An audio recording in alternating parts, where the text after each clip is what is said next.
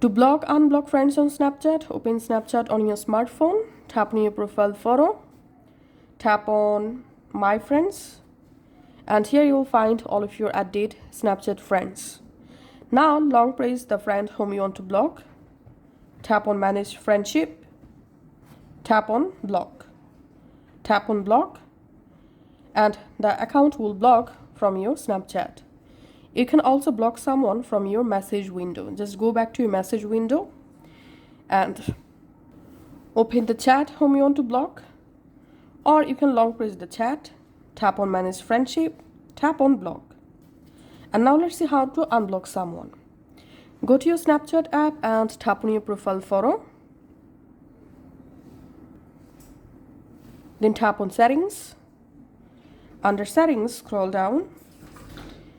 Under Settings, tap on Blocked Users. And here you will find all of your blocked Snapchat accounts. To unblock anyone, just tap this cross icon next to the account. Tap on Yes, and the specific account will be unblocked. Thanks for watching.